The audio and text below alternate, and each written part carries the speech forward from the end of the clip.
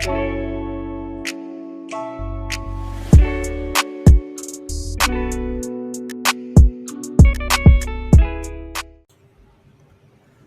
it going, Bears fans? Welcome back to the Bear Down Podcast, where we talk everything Bears every day of the week. Today, we're going to be breaking down the Chicago Bears loss to the New Orleans Saints in overtime as the Bears drop to 5-3, and the New Orleans Saints move on to 5-2. There's a lot to break down in this game. Obviously, it was a very emotional game for us, especially. We have a lot to talk about in this one, but before we get off to that, I am joined by my co-hosts Parth and Jaylen McClinton. My name is Zach Rimbos. I'm the head video and editor for here at Bear Down. But Parth and Jaylen, how you both doing today? I'm not happy about that game at all. I can't lie. I'm not going to sugarcoat it. I really wanted the Bears to win that one. I thought it was in our reach. I didn't think we'd ever get this close to coming to a win against the Saints, and we should have pulled it out. They didn't, and we'll get into it as this podcast goes on. I'm not that upset about this game, just because if we would have lost in regulation, I would have been upset. But this game went to overtime when this game wasn't supposed to go to overtime. The Bears' offense didn't play that well in the second half after coming out hot. But yeah, I'm a little upset because we had a chance in overtime to win the game, but I'm not that mad as I would be if we lost in regulation. Yeah, I that put a taint on the rest of my night, to be honest. And honestly, right now I'm kind of irate. So before we get into the stats, I kind of just want to say something. Uh, this may be emotions just talking, but watching that game made me realize that Matt Nagy and Nick Foles are severely failing this team. You bench your young quarterback to bring in the guy who is supposed to be the savior of this offense. Don't get me wrong, the line has been bad this year, and we unfortunately have lost most of our starters on the line. But the next guys stood up today, and they gave a push up front for some of the game. David Montgomery was able to finally get somewhat of a push for rushing yards, and Nick Foles is out here taking sacks on plays where Mitch scrambles for a first down or at least some positive yardage. Matt Nagy, not only are your players unbelievably disciplined, Javon Wims today, we're going to talk about that later, but our defensive penalties all season long, you fail to see that you're the problem. Mitch was playing better than Nick Foles when he was pulled from quarterback, plain and simple.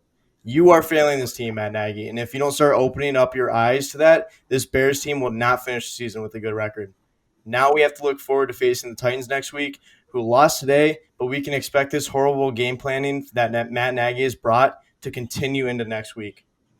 So let's just get into stats right here. Drew Brees, 31 completions for 41 attempts, 280 yards, 2 touchdowns, no interceptions, and got sacked one time.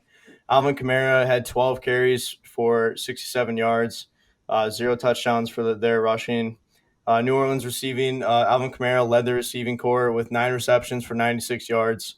Ridiculous game for him and both the dual threat running back that we know he is. We knew going into this game that we're going to have to shut him down, and we didn't.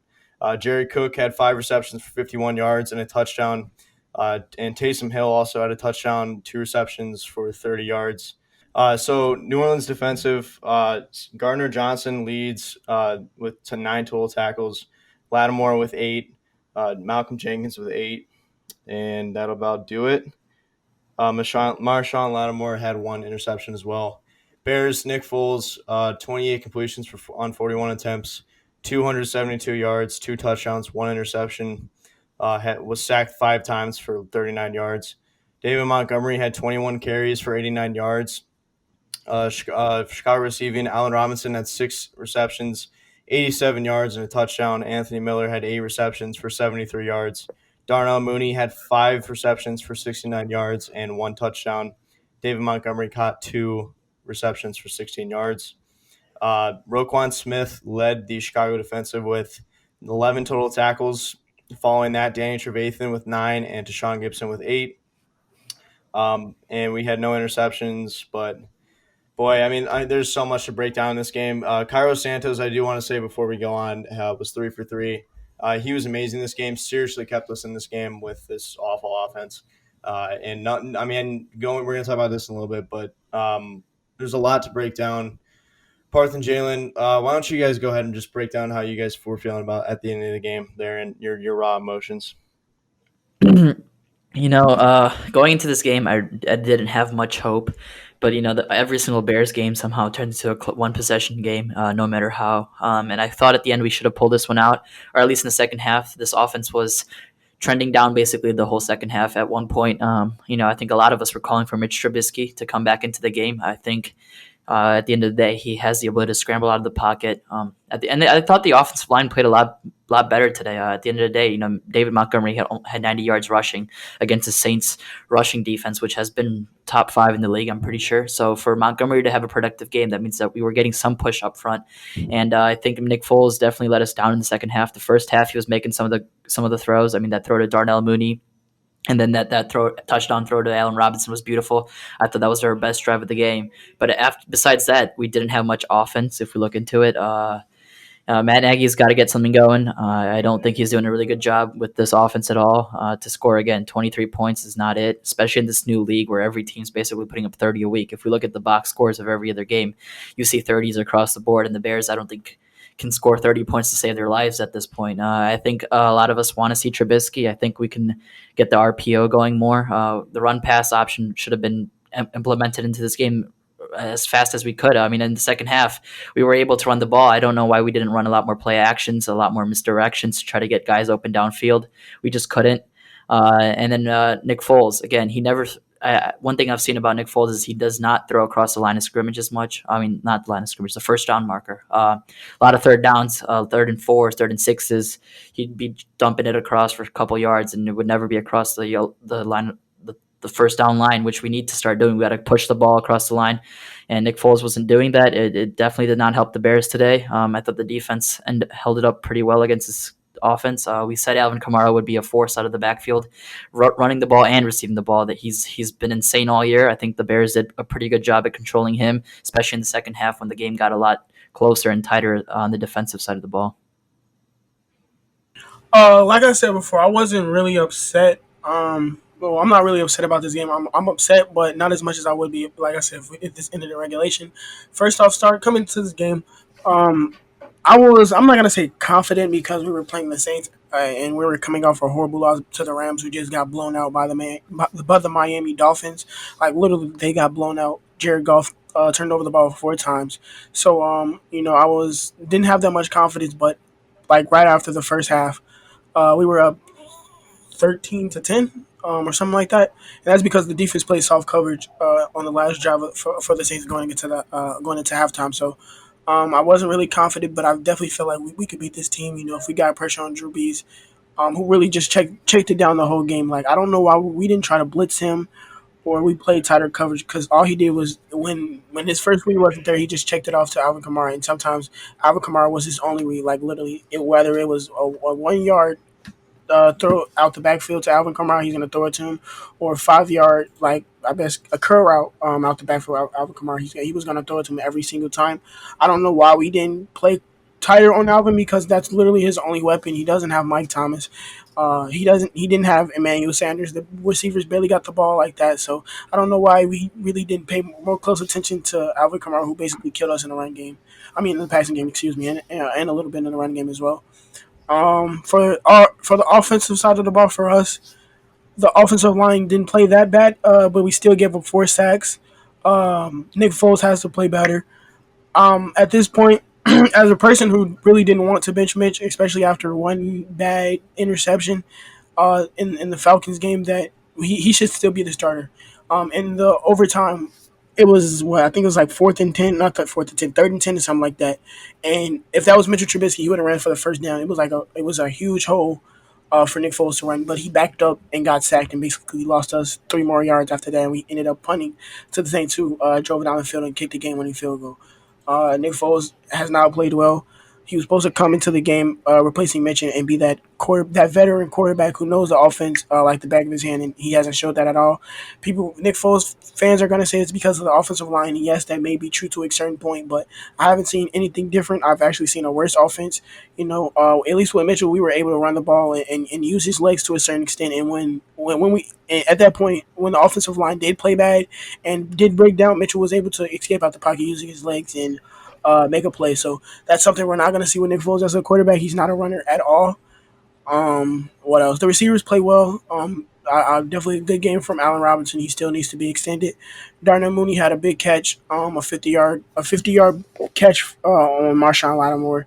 So I was great to see. I kind of knew at some point we were that Nick Foles and Mooney was gonna connect on one of those deep throws that led to an amazing catch and touchdown by Allen Robinson. Like I said before, running game, we were able to get it going. I guess we were able to get it going. I think David Montgomery had like 90 yards, so that's the most we've had in the last 4 weeks in the first half in total. So I guess that's a positive for this offense. Tight end play wasn't that good. We saw Cole Kmet get the ball one time, and Saints fans might call that a fumble, but he caught it. Jimmy Graham dropped a couple balls that were kind of iffy. Like he was, I wouldn't say wide open, but at times he like all he had to do was catch it, and he slowed down. So um, what else? Like I said before, the offensive line play was not that bad. We still gave up 4 sacks, but we did see a lot of injuries. We saw Bobby Massey go out for the rest of the game in the first quarter. J.C. Spriggs came in, he got hurt, and then we saw Rashad Coward get kicked out to what is that, right tackle? Yeah, right tackle, and then we put him Alex Bars in. Once Jason Spriggs came back in the game, the offensive line still continued to play not that good. This game, us losing this, it doesn't shock me. Like I said before, I felt like we had multiple chances to win that game, especially in overtime when we got the ball. And we were able to drive down the field a little bit. But that game shouldn't have went to overtime. We were playing horrible in the second half. Uh, that just shows me that this team has heart and grit. I love Matt. Like I said before, I love Matt Nagy as a head coach, but sometimes his play calling is not that good. His awareness is not that good, and like Zach said, him and Nick Foles are definitely failing this team. I mean, okay, in complete honesty, I love Matt Nagy too, man, but it's kind of ridiculous. This dude came in 2018, showed us so much promise. He looked like he was an offensive genius. And since then, he has done nothing for this offense. I mean, I know the offensive line is bad. I know that that is a big problem, and he can't call the plays that he wants to.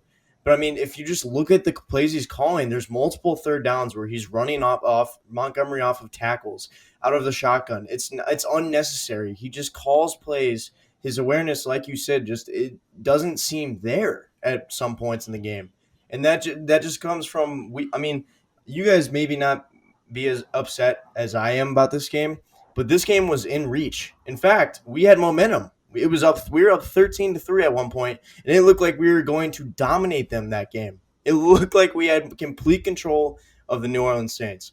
They were missing Michael Thomas. They're missing Emmanuel Sanders. Rankins went out in the middle of the game. Their defensive tackle, who's a starter, he was massive in the run game, and David Montgomery was still able to get a break. Nick Foles, just to me, if you're going to have a bad offensive line, if you're going to blame the offensive line, at this point, what we saw last week is the pressure gets Nick Foles and he folds. So you have to change it up. Mitch Trubisky has to be the one that you're going to go to if the pressure is going to get to the quarterback. If it's there, then you need somebody who's going to be mobile. The NFL is changing, and Matt Nagy isn't adapting to that. Just because you can't play Mitch under your scheme doesn't mean you shouldn't be utilizing him, or doesn't mean that you should be trying to use Foles and force your scheme down his throat. He's not going to be able to do it for you. He's just not. He was an accurate quarterback at one point. He's a guy who can manage the game. But you know what? When our offense is struggling this badly and our defense is top 10, you need to change things up. You changed it up before. Mitch was playing better. That's the end of the story. To me, it's just really, really infuriating to think about the opportunities that we had in this game, how undisciplined we were, taking defensive penalties. And you know what? Some of the defensive penalties I don't agree with, but regardless, you have to be better. And the offense just doesn't look good. Javon Wims, I mean, I'm not really completely upset with Javon Wims, to be honest.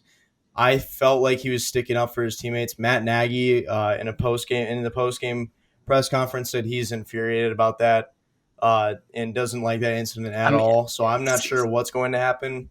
But go ahead, Parth. yeah. See, for him to be infuriated with that is complete BS. At the end of the day, this team needs to play better. I don't know how he is infuriated with the offense you're play calling here in Chicago. I mean, if you call yourself an offensive genius, you need to start putting up 30 points per game. At the end of the day, this offense is not doing what it needs to do. You know, Javon Wims was out there protecting his boys. At the end of the day, it's a brotherhood. This team's brotherhood in the locker room. What Wims did, yes, we'll get him disciplined by the NFL and even the team. We might see Wims get cut and see Riley really take his spot in the roster. But at the end of the day, Javon Wims was just trying to prove to his brothers that he's there. He's there to stick up for them at the end of the day. This offense, on the other hand, has not been sticking up, hasn't been playing to the expectations. And like you said, Nick Foles was supposed to be that veteran quarterback who'd come in, be able to hit the deep balls and get those wins. And when he came in against that game against Atlanta, he brought that spark, that new change. It excited the team and it got the team back on track, and which led us to beating the Falcons. I feel like Mitch Trubisky would do the same right now, even though it's putting your old guy back in. I feel like it provides spark to the team, the offense again. If he can get there and quickly get a couple runs and get this play calling open again, I think it could help the Bears out a lot. And at the end of the day, we could see them going back and forth. It's a thing that has happened in the past with other teams. If it comes down to that, I would not be opposed, but I think we should be seeing a quarterback change for next week. But that's a whole other discussion to Oh, have. so Zach, before you move on, I want to talk also about what you just said. So first with the Javon Wims thing, I agree with Parth. I don't know how not Nick Foles, Matt Nagy is infuriated with that. When one, like Parth said, he was sticking up for his teammate. Uh, at first, when I seen him, like Javon, what's that for? But then, I don't know who I was, that Fox or whatever.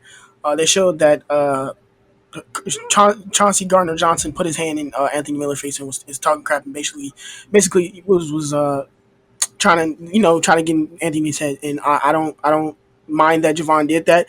It was probably the wrong time to do that. But once again, if I'm in that same situation, I would probably do it. I'm sticking up for my teammate, person that I've been around with these last 2 years because they came with each other and tied the same draft. So, especially in our wide receiver room, all of our wide receivers are very close friends. You see them talk a lot. You see them hanging around a lot. So, I don't mind Javon for doing that. Hopefully he doesn't get cut because that's something he hasn't did his whole tenure here. But we'll see.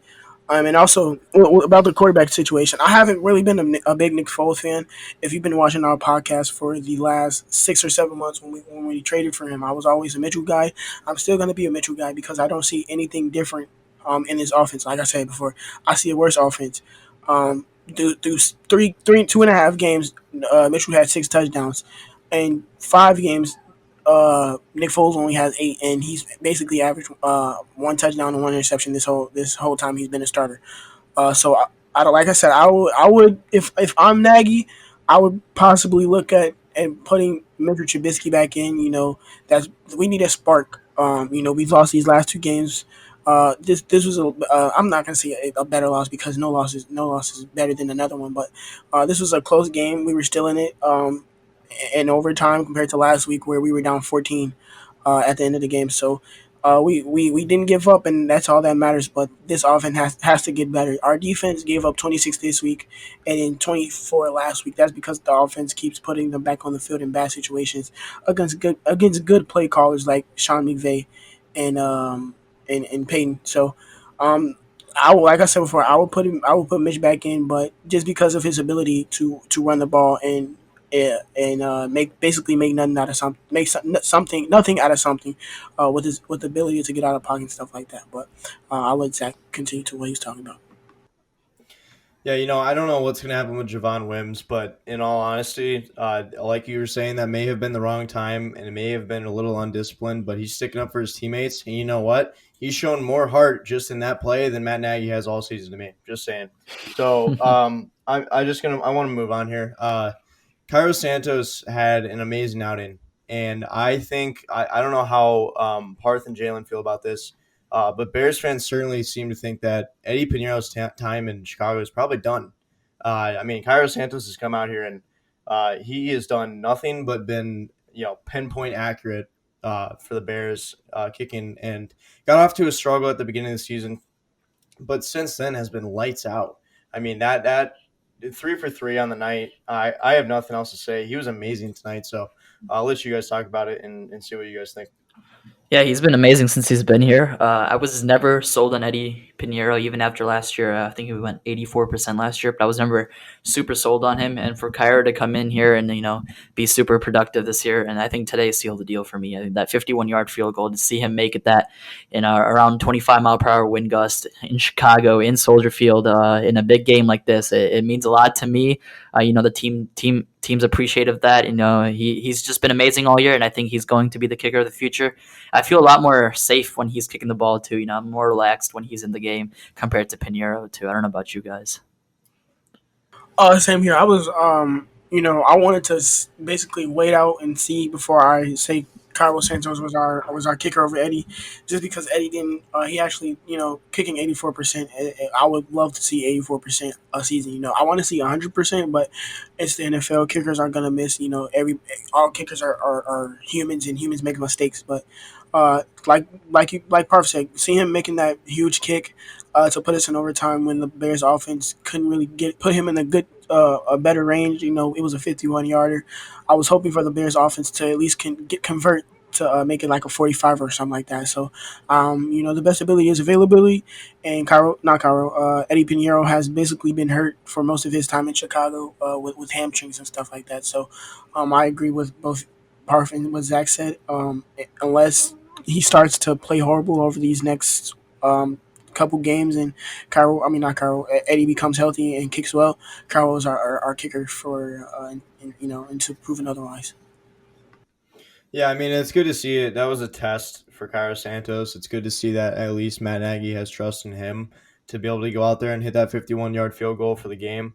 It was obviously very crucial and needed, and he even got iced. So it's good to see that. When I saw that timeout right before he kicked it, I had a lot of flashbacks. So Yeah, that you hurt. you and me both. You and me both. Yeah, so that was a little worrying, but Cairo Santos came up clutch and proved everybody that he's got the chance here to be the star down the road. And what a pickup by Pace, honestly. I never heard of this dude, and he comes in and he's been amazing. So let's get right into our MVPs of the game. It's a little easier to pick out because this is one of the Bears' higher scoring games, I should say. So I'll see what you guys have, but for offense, I'm going to go with Allen Robinson here. There's a lot of mentionable players on offense like David Montgomery. Anthony Miller also had a really good game, and I don't. Hopefully, nobody is going to be, going on a rant about Anthony Miller after this game. I think he had a tremendous game, was extremely clutch down the stretch, and he did drop that one ball, but in all honesty, it was a low pass from Nick Foles, and yeah, that is one that you have to have. But regardless, I still think he had an amazing game. 8 yards or 8 receptions for 73 yards. Excuse me, the most receptions of the Bears offense. And then Allen Robinson is my offensive player of the game. He had that amazing layout catch for the touchdown. Had 6 receptions for 87 yards and averaged 14.5 yards per reception, and was targeted 7 times. So he went 6 for 7. But yeah, I'll pass it over to Parth, and then we'll go to Jaylen. Yeah, I'm gonna go with Darnell Mooney for the MVP of the game. Allen Robinson was great the whole entire game too, but I think Mooney, brought that speed to the game. Today we saw him get a nice little 50-yard catch early on in the game, and then he had the touchdown I think in the fourth quarter. Mooney's been proving to us that he's a great pick. He was a fifth rounder. I think Ryan Pace has really hit on this one. It'll definitely help him if it comes down to keeping his job. This draft class was definitely one way that he can persuade the owners to keep his job. This draft class has been incredible all year. Jalen Johnson, Cole Kmet, and then Darnell Mooney in the fifth round. But yeah, I think Mooney is going to be a great addition to this Bears offense for ongoing forward. I think we need to start using him more. 5 catches today. I think he needs to get at least 6 or 7 targets a game. We saw Anthony Miller get involved a lot today too. I was never going to go on a rant about Miller. I think he had an excellent game, a bounce back game. He's been struggling recently, and for him to come out and play this well for us was a huge, huge plus. As a train go off in the background. I want to Yeah. switch it up. I thought Parth was gonna pick Allen Robinson as well, so I was gonna go with Darnell. But I'm gonna still go with Darnell. He got that, like I said before, he got that 50-yard catch. That basically was our best drive of the game. That led to another touchdown by another amazing catch by Allen Robinson. Darnell has continued to prove that we found something in the fifth round. I remember going back on a couple videos, not a couple videos, back to the around April when we first drafted him. I think it's either when we reacted to the pick alone or reacted to the whole draft class. I told you, or I told Parth and Chris that Darnell Mooney is was going to be our wide receiver three. I was wrong because he's our wide receiver two. So that was probably the only time that I want to be wrong about a player. Was that I expected him to be worse than he's actually is. So, Darnell Mooney has, like I said, proved to be a very good wide receiver. He's gonna make plays the rest of the season and more as his career goes on with the Bears. Yeah, no, he's awesome. I love Darnell Mooney, and he had such a good game today. I mean, you've seen back to back to back games where he just gets open on these deep balls. So, I mean, we knew coming straight out of the draft that this was exactly the player he was, and he's translating his game directly from college to the NFL, and it's amazing. And hopefully, we can continue hitting him down the stretch here. Nick Foles, I think, had another pass to him that was around another 40, maybe 50-yard pass later in the game. Not the first one that he threw, which was a lot earlier in the game, but the second one, he was extremely close, but Nick Foles just missed it and threw it behind him. I think there was a little bit of contact there still, but Mooney did have to cut back, so I wouldn't really. I'm not saying that the refs should have called it something there, but he's shown to be a beast, and hopefully he can continue to improve. But we're going to go to the Chicago Defensive MVP of the game. I think it's pretty obvious here for me. I do want to say, though, Danny Trevathan has been seriously amazing for us the past few games. He's been great in 10 tackles, and he's come up big for the Bears here. But I'm going with Roquan Smith, who had 11 total tackles, 9 solo tackles, and had 2 tackles for a loss as well as a pass deflected. So that is my defensive MVP of the game. He had a great outing, and we'll see what Parth has. Yeah, I'm gonna go with. I was gonna go with Roquan Smith, but since you went with, I'm gonna go with Danny Trevathan. You mentioned him before. He's been amazing the last couple games. Especially, he had a rough start to the year. A lot of people were calling for his head. Why didn't we sign Nick Kwiatkowski? Why didn't we keep Kevin Pierre-Louis? But Danny Trevathan, his veteran presence, we can't lose that at the end of the day. And he's been amazing the last couple games, especially today. The couple tackles he had in Kamara at the end of the game saved the game for us. We did lose the game, but at the end of the day, he did force it to go to overtime. He's been balling out, and hopefully he can keep it going. Yeah, I don't know if Jaylen's here at the moment, but he'll be back in a second. But I do want to talk about, on defense as well. Barcavius Mingo has been amazing, in my opinion. I think Yeah. he's shown, seriously, he's underrated. He came into this team, and I'm not really sure where he was going to be if he was really going to be playing this season. But today, I mean, you saw multiple times he was breaking through the line and getting to these dump offs these screens that Drew Brees was throwing to Kamara and all of the other targets he had. He was breaking through that line and was able to get pressure on the quarterback all day. So shout out to him because he's been playing pretty well, and that is a guy to keep your eye on for in the future. Hopefully, we can groom him into a great defensive pass rusher here. But I'm just gonna. I'm assuming. So, Okay, here's John. Yeah. my defensive MVP is going to go to Roquan. Roquan's been completely. I'm pretty sure that Parth and Zach also picked Roquan because how can you not? Roquan's been flying over the field. We saw him break up passes, get tackles for loss, put pressure on Drew Brees at certain points. Roquan having an All Pro year. In my opinion, he had 11 tackles, which led the team. So after I'm not gonna say having a down season, but having like a weird season with him missing a game due to personal reasons, I guess, and he was ruled out indefinitely and came back the next game, and then he got hurt. So after having a down 2019 season, when it was really good because he was on pace to shatter how many tackles he had in his rookie season, and he also had a good rookie season as well. So Roquan's coming to be one of the next great Bears linebackers. This defense has basically been, or like I said, this team has basically had a bunch of great linebackers. We had Urlacher, Butkus, Singletary, Jarrell Freeman at a point. I don't even know why I brought up his name, but Lansbury. So this team is very good at having superstar linebackers, and I think we found another one in Roquan. If he continues to play this well and stay healthy, I definitely think he's a Pro Bowler and an All Pro this year. So yeah, that's my defensive MVP. Yeah, I also want to say one real quick thing before we get into what we have to talk about before we face the Titans next week. But Dwayne Harris was signed, and Ted Ginn was inactive today, and that's likely his last game there in Chicago was last week against LA Rams.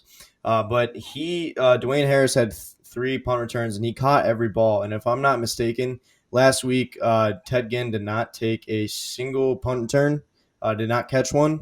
And I'm really happy to see that, seriously, because although Johnny Hecker was absolutely booting it last week, it is really important in special teams to be able to. And I don't know if you guys caught it, but the play where they punted it and Dwayne Harris jumped in front of the ball and caught it, didn't allow it to bounce.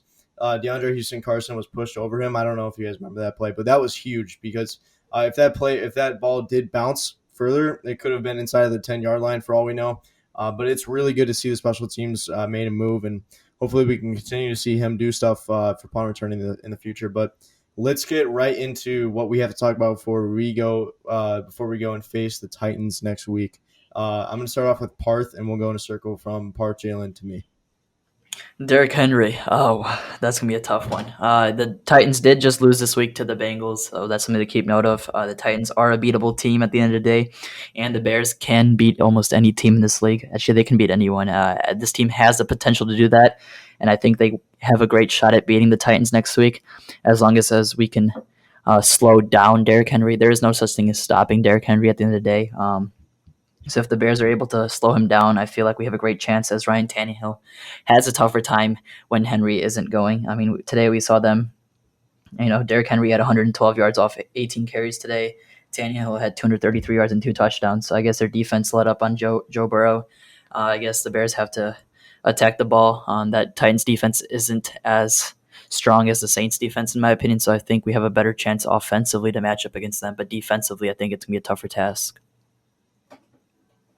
Yeah, same here. I'm scared about what Derrick Henry's going to do to us in the running game. I don't haven't checked, but he definitely had over 100 rushing yards against the Bengals. But I don't know how he was able to run over the Steelers. The Steelers have probably the best defense in the league, probably the best team in the league. They're the only defeated team so far. So they're probably going to be mad coming into this game. They're on a 2-game losing streak after starting off 5-0, and we're on a 2-game winning streak after starting 5-1. So this is basically going to be a game of losing streaks. Whoever can break it, hopefully, is going to be the Bears. But if we're able to stop the running game and Derrick Henry, who's their best player, and put the ball in Ryan Tannehill hands and make him beat us. Ryan Tannehill has played well, but I'm still not confident that he's going to be able to pass the ball on our secondary because he wasn't able to do it on the Bengals, and the Bengals have a way worse secondary than we do. So definitely scared about this upcoming matchup. I really wanted to win these NFC games so we can have the tiebreakers over them or head-to-head games over them when it comes down to the wild card. But that's in the past now on the Tennessee. Yeah. So just running through the stats really quick. Derrick Henry had 18 carries for 112 yards today against the Bengals. And Ryan Tannehill had 18 completions on 30 attempts for 233 yards, 2 touchdowns, and 1 interception. Was sacked 1 time for a loss of 10 yards. So I mean, it's a lot easier to say than it is to do, which is to stop Derrick Henry.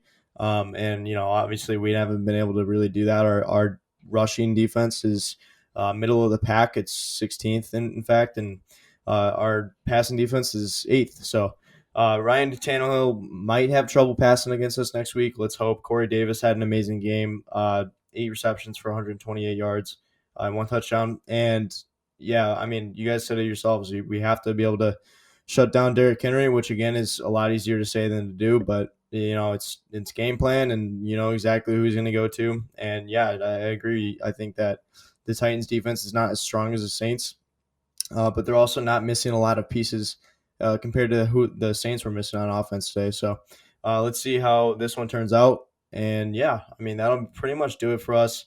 If you are not subscribed yet, please go ahead and do that. Like the video, share it with a friend or another person who loves the Chicago Bears. And all of our social media links are in the description if you want to find Parth, Jaylen, and my Instagram. Our fan pages are in the description. But other than that, stay safe out there. I hope everybody had a good Halloween weekend. I hope that your Monday is a little bit better than hopefully next week we can come out and beat the Titans. So that'll do it for us. But thanks and have a good one. Stay safe and bear down. Peace out.